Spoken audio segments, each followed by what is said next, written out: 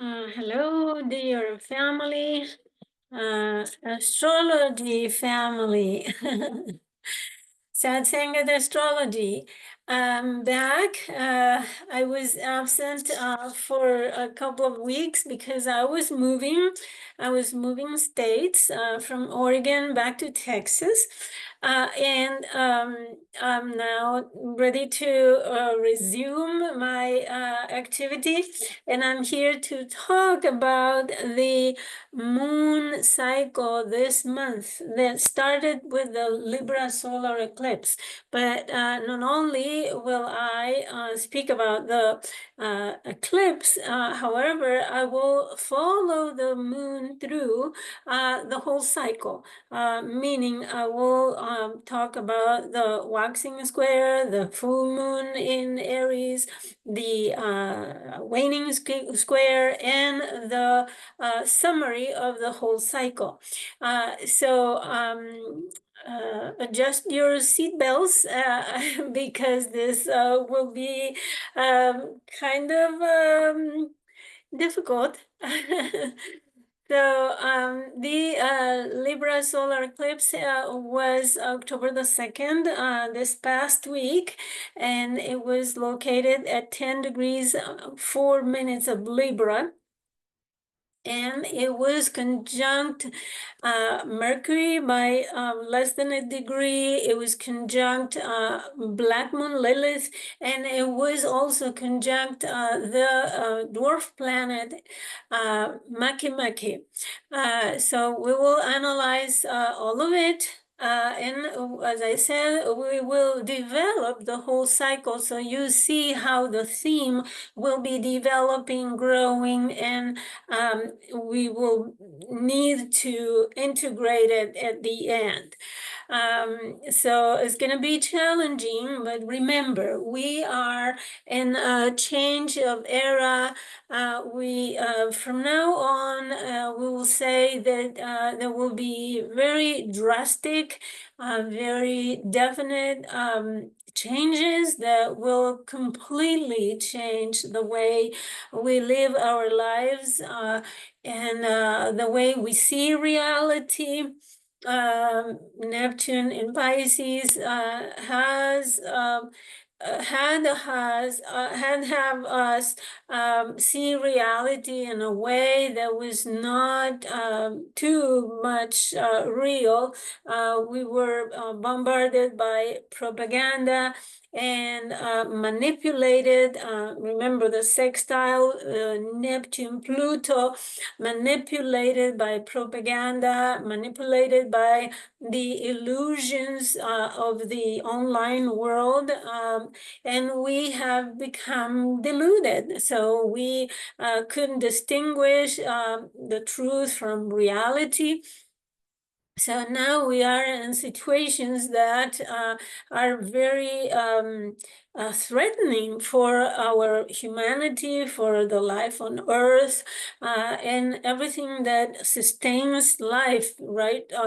Uranus in Taurus is a challenge to the resources that sustain our life. So there's so much to say about this cycle, but keep in mind that we are witness to too much destruction, death, massive death, massive destruction, just straight destruction, because the old world, the old reality of earthly reality, of materiality, of physical attachments that we had with this 200-year cycle of Jupiter in Saturn conjoining in Earth signs. We have become too much materialistic. We were accumulating stuff that we were hoarding and storing for. I mean, I recently had my son telling me about a person who he met who had 12 storage units to keep stuff. 12 storage units to keep stuff that he didn't even use. And he didn't even know what he had. Obviously, 12 storage units full of stuff. So this has been the extremes to which we have reached. We have reached an extreme that is impossible to sustain. So now, there are many examples related to this accumulation of physical things that don't really give us any benefit. On the contrary, it's like an anchor that anchor us into a situation or circumstances that we have a hard time escaping, right? It's attached to a house, attached to the belongings, to all of that. But everything is changing since Saturn and Jupiter are now conjoining in air signs. They started in Libra in the 80s, and now we had the latest in Aquarius, and we'll go on like that. The next one will be in Gemini. And we are ending an era of globalism. So the globalization started around the end of the 80s, the late 80s, when Jupiter and Uranus conjoined at the end of Sagittarius. But next time they will join, Saturn and Uranus will join at the end of Gemini. So it will be a completely opposite economic market situation, right? Saturn and Uranus are the structures of markets. So that will bring a different kind. It will be probably two separate and probably competing bodies of marketing structures in the world, competing against each other. But also it will be a revival of the local economies, like local industries, local production, and everything will be focused on the cities, in the localities close to where we live. Gemini is the sign of the the closest, the neighborhood, the places closest to us where we are familiar with. So among other changes, we have next year, 2025, already starting a new era, because the first planet to change signs is the planet, a very slow-moving planet that takes about 13 or 14 years in each sign, is Neptune ingressing in Aries, and that happens in March 30th. 2025. So Neptune will be the first one changing signs. Of course, it will be back, but at the end of March, we will already see the preview of what Neptune in Aries will do. Then, of course, we have Pluto entering for good. In mid-November, Pluto will re-enter Aquarius for the next 20 years. So that's another change. And Saturn will enter Aries on May 24, 2025. So that will be also, Saturn will be returning retrograde to Pisces, but as I said, the first time the planet enters the sign will give us a preview of what is coming. And then, because it's so close, I have to mention Mercury ingressing Aries on April the 6th. So just 1 week after Neptune enters Aries, Mercury enters Aries and conjoins Neptune. So we will have also a change of mind. So the way our mind functions will be completely different, right? And this is very important because all the time Mercury was conjoining Neptune in Pisces, so giving us this confusion, this illusion, delusion, and misunderstanding and disillusionment sometimes. But now, for the first time in our lives, we have Mercury conjoining Neptune in the sign of Aries, and that will happen around 10th, maybe 8 or 9 of April next year. So then the last one changing signs will be Uranus entering Gemini on July the 7th. And together with that ingress will be Venus. So Venus and Uranus will, because Venus will enter Gemini on the 6th, so they will almost ingress together into Gemini. And Venus, as you know, rules the economy, rules Taurus, rules Libra. So everything related to Venus will completely change as well, influenced by this Uranus in Gemini. And what else I wanted to say? So this change of energy will take this small triangle that you see here now is formed in the signs of Capricorn, Taurus, Uranus in Taurus, Pluto in Capricorn, and Neptune in Pisces. Well, we have Earth and water. We have the formation, the creation, the creativity.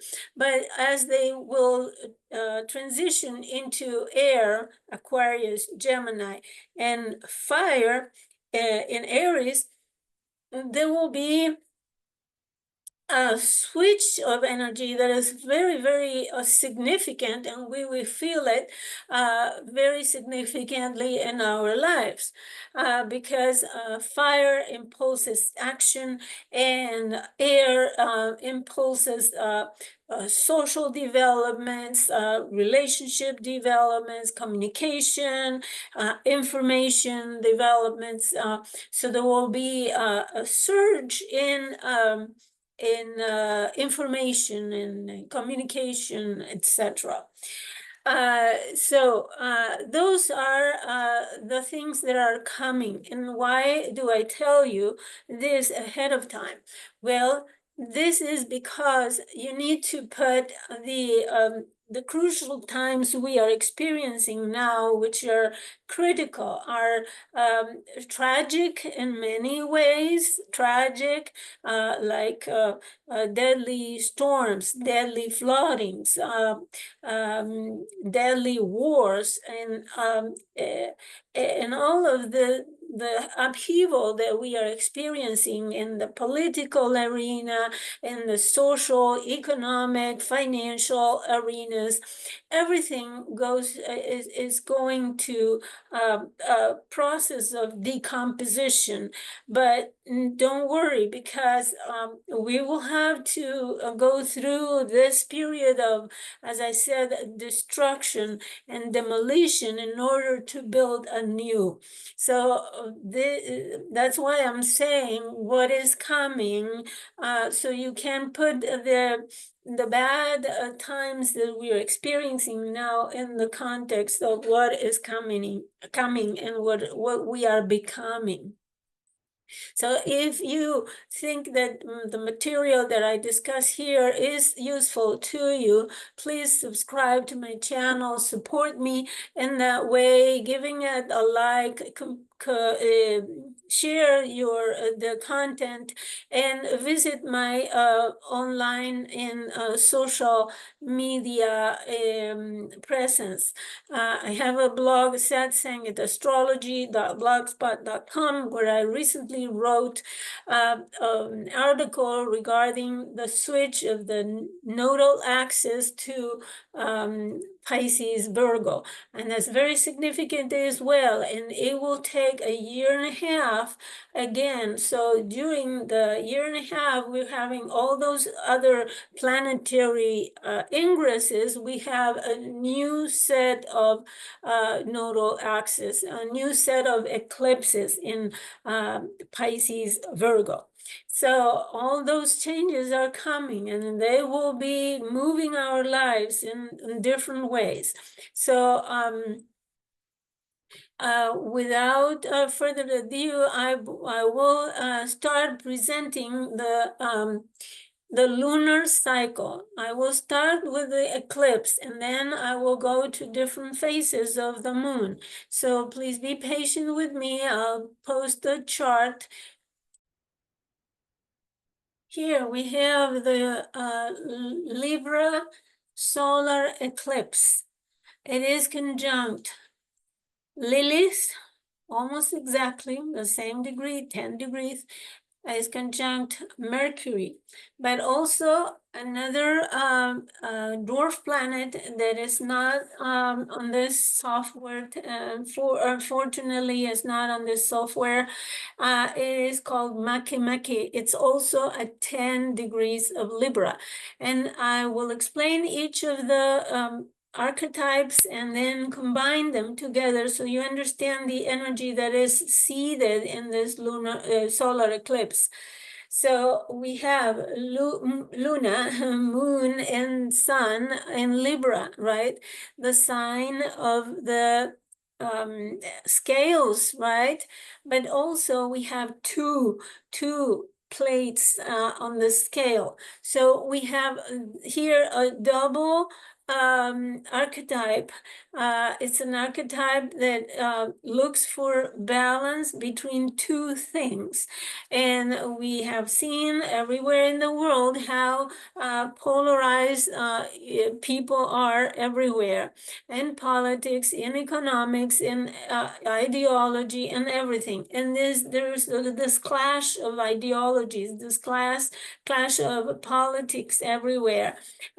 So it seems like right now the only options are two options among thousand opinions or ideas that may be in the world. It seems like everything reduces to two poles.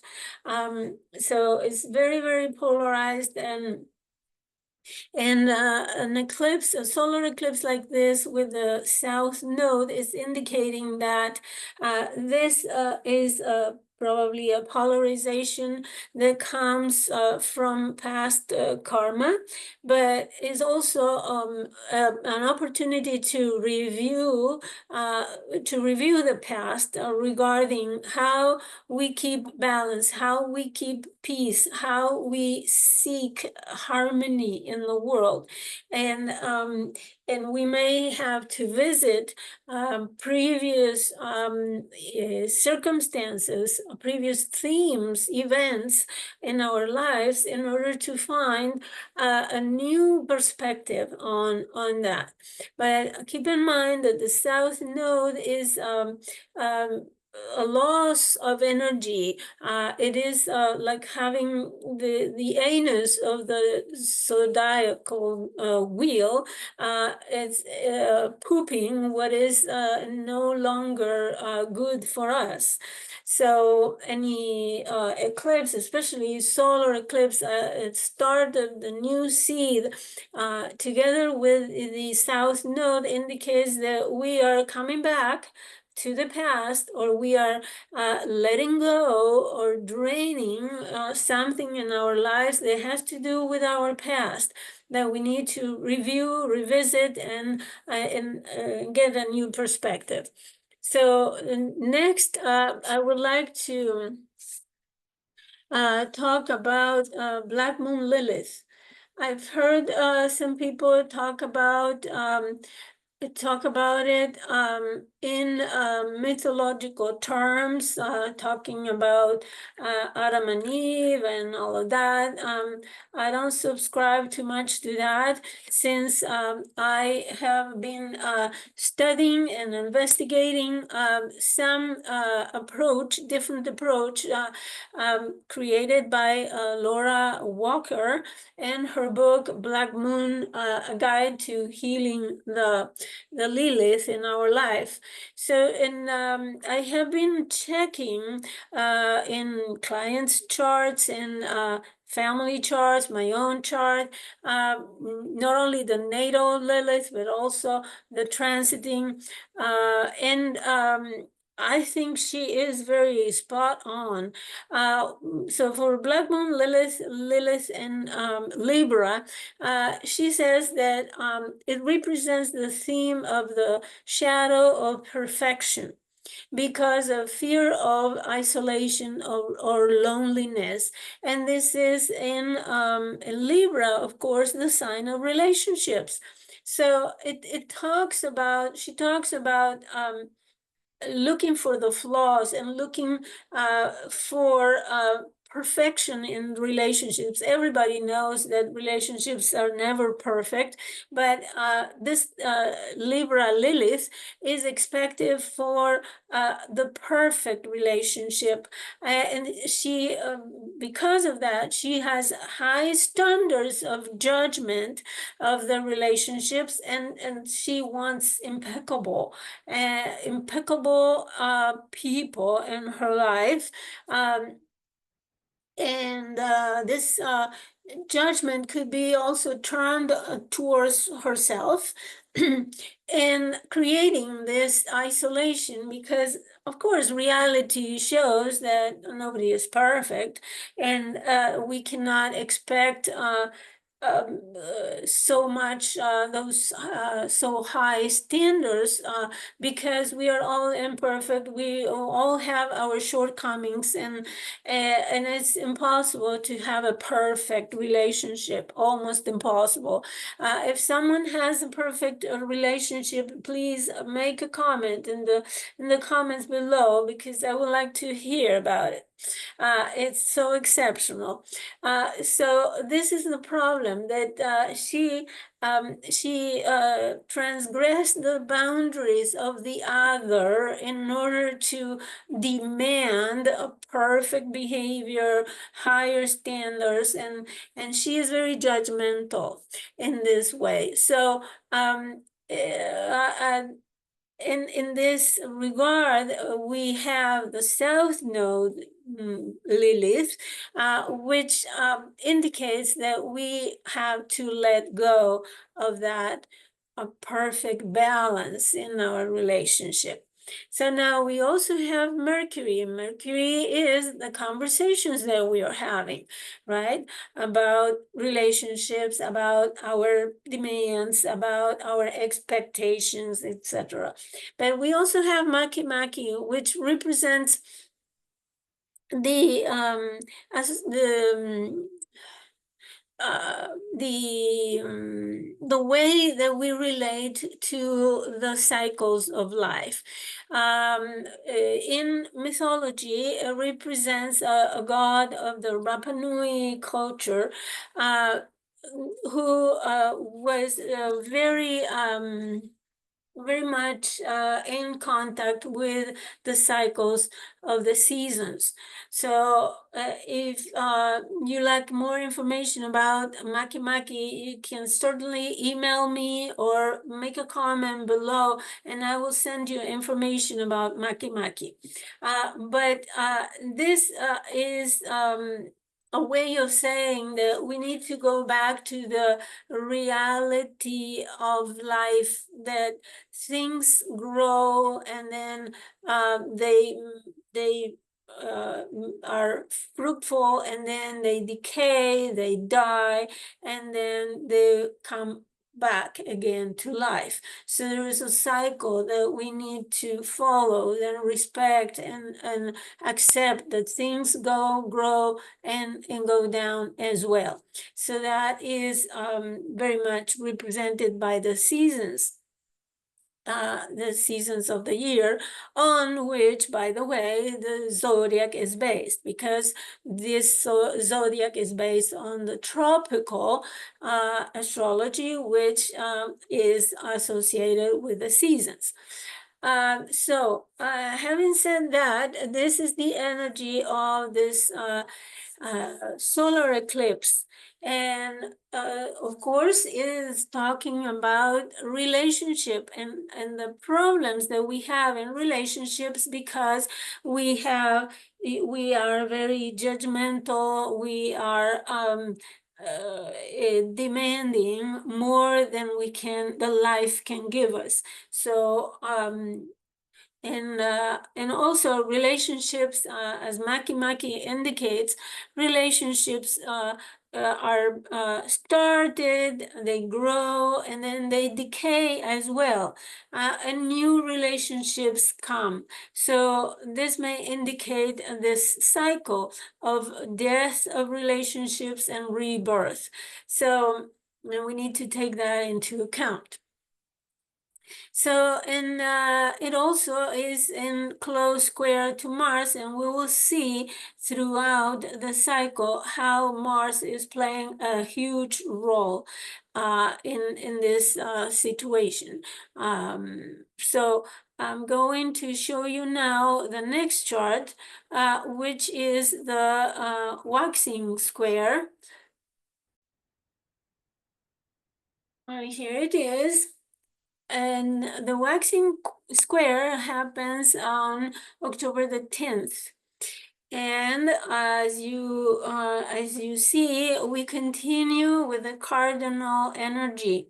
So the sun is in Libra, the moon is in Capricorn, and now we are approaching sun opposition Chiron.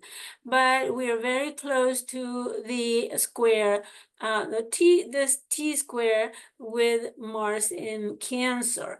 So here, Mars is playing a stronger role, and is opposite the moon, right? Is opposite the people, and at the same time, they have a certain mutual correspondence, uh, mutual collaboration, because the moon rules Cancer and Mars is exalted in Capricorn. So let's start by the moon, since we are talking about the moon phases. So the moon in Capricorn stimulates sobriety, especially emotional sobriety, emotional wisdom, emotional restraint. And we are with this moon, we have a crisis in action, and it's a critical moon because it is a cardinal square, and every square is cardinal, but it's happening in cardinal signs. So we have a moon that is restraining herself, and the sun that keeps focusing, putting light on relationships.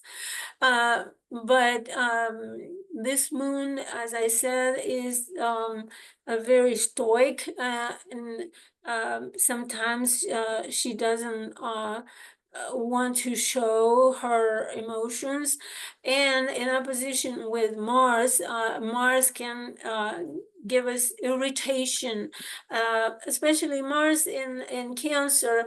The ancients would say that is in the fall, because it is exalted in Capricorn. However, this business of fall and exaltation and all that may not make sense for us.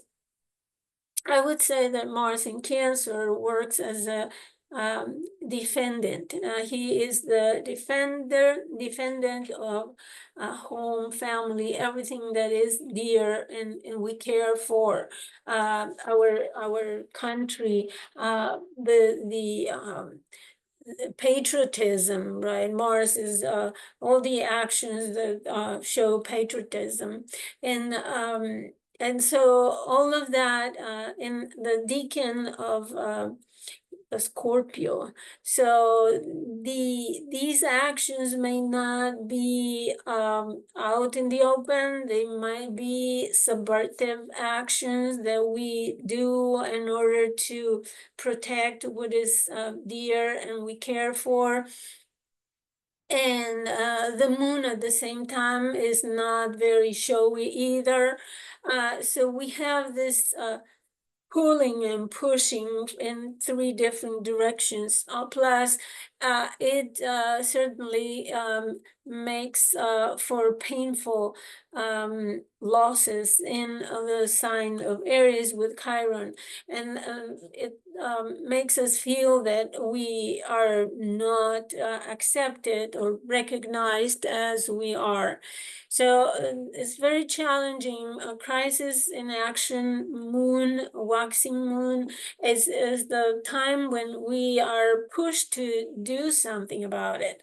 And we probably be irritated, probably would show up impulsively, to say the least, because this is a configuration of major attacks, major aggression.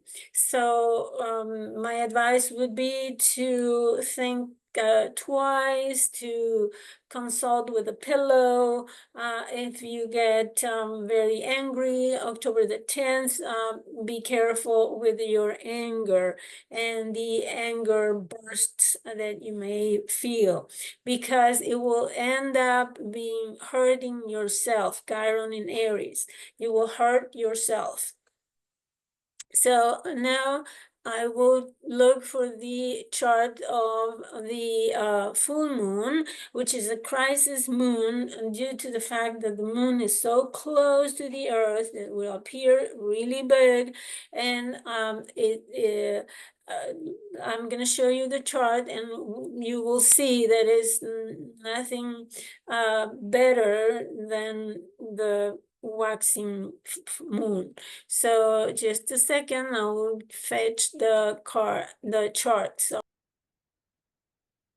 So I will more extensively analyze this chart in a video dedicated to the full moon in Aries, but for now I will just give you preliminaries and the most important things. So this cycle continues in the cardinal signs, as I said, waxing moon in Capricorn, full moon in Aries. And in this chart, we see more strongly the T-square with Mars. And Mars now has entered the decan of Pisces. So the aggression may involve the whole community, the whole collective, and involved, for example, if it is if this energy is manifested in the collective among countries, it could involve many countries. If it is in your personal life, make sure to check where Mars is transiting in your chart in Cancer. What is the area occupied by 22 degrees of Cancer in the decan of Pisces? And not only that, but we have the conjunction of Sun and Juno. And as you said, as you know, sorry, as you know, the asteroid Juno represents the fidelity in relationships. It represents the agreements that we honor in relationships. So partnerships that are honored by an agreement, right? Juno was the spouse of Zeus or Jupiter. And of course, we know the story of Jupiter. He was not very faithful, but Juno was perseverant and she stayed faithful in spite of him. So this illumination of the sun over Juno is talking about the need to respect the faithful relationships. And then the moon, on the other hand, opposite, is conjunct the dwarf planet Eris. Eris was that mythological figure who presented the apple of the discord and that triggered the most bloody war in ancient Greece, the Trojan War. And it was just due to competition between young ladies who wanted to be the best and the most beautiful.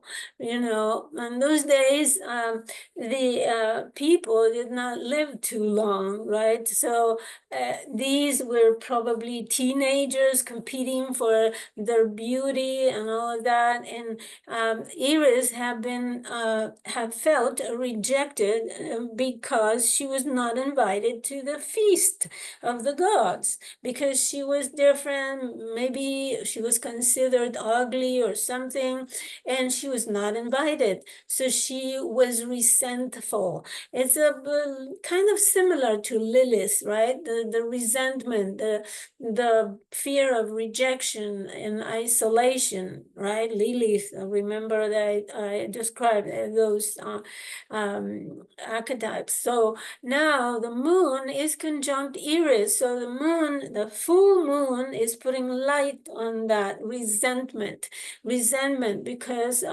one is not considered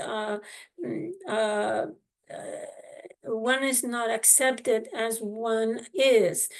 For example, since Eris and Pluto have been in square, we have seen an increase in protest asking for respect of people who are different, quote unquote, right? People of color, refugees, asylum seekers, migrants, people with disabilities, or homosexual people, and all the variants that there are. So people who are considered by society as different, and they have been a surge in our awareness of that situation. So now the moon is putting the light on those resentments. And so we have Mars in the middle, irritating that opposition. So as I said, plus we have Venus in opposition with Uranus. Venus ruling Taurus, ruling Uranus is in opposition. So our values all of a sudden need to change. All of a sudden we realize that we need to change our values and understand that differences are okay, that there is no one thing that is perfect, like Lilith wanted, right? Lilith wanted the perfect relationship. So now Venus is telling us, well, we need to accept that we are different and live together in peace. So let's go to the waning square. Now I'll change the chart. And here we go again. We have another t-square. Now we have the moon and the sun in fixed signs. The moon is in Leo, 1 degree, an erratic degree. The sun is in Scorpio, 1 degree, an erratic degree. We're starting something new, right? We realize now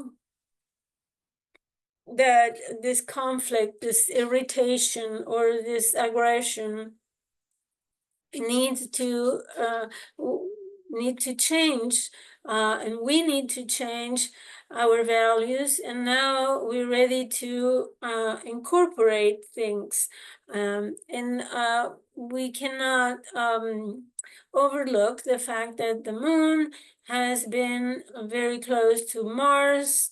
It has opposed Pluto just a few hours earlier, maybe 10 hours earlier or so, opposed Pluto.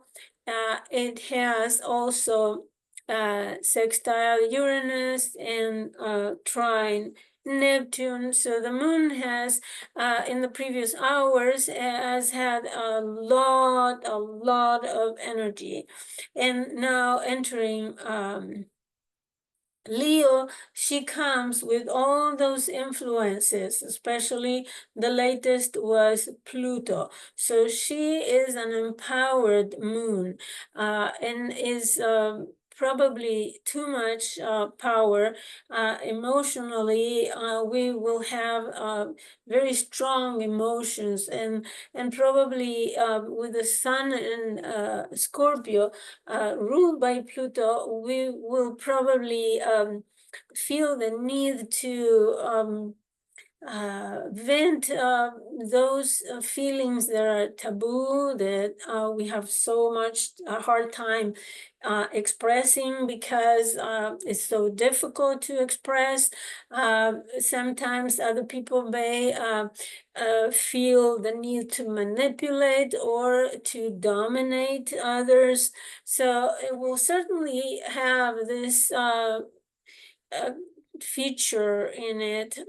This waning moon will have this feature of empowerment, too much empowerment, probably domination, manipulation, and maybe extortion, because of the opposition Mars Pluto. So it will be challenging times, especially 1 week before the elections in the United States. During the elections, we will have Mars opposite Pluto, which doesn't speak of peace or nothing of the kind. There will not be harmony. On the contrary, this is the configuration of war, of conflict, of aggression, of power grabbing, of power struggles. So definitely this Libra cycle is not about peace, it's not about harmony or finding balance. It's actually disrupting balance, disrupting peace, involving in conflict, more intensify a war. And in your personal life, you probably need to take into account the need to think before speaking, right? Mercury is involved in the cycle as well. Think before you speak. Think before you act, most, because Mars in Cancer, right? You think you are defending what is dear and to you and what you care for. However, you might hurt yourself in the process. In this waning square, you see Mars applying to the trine with Neptune. So we'll probably some people or some countries will probably um, uh, recur to subvert attacks, subvert actions, subversion in general.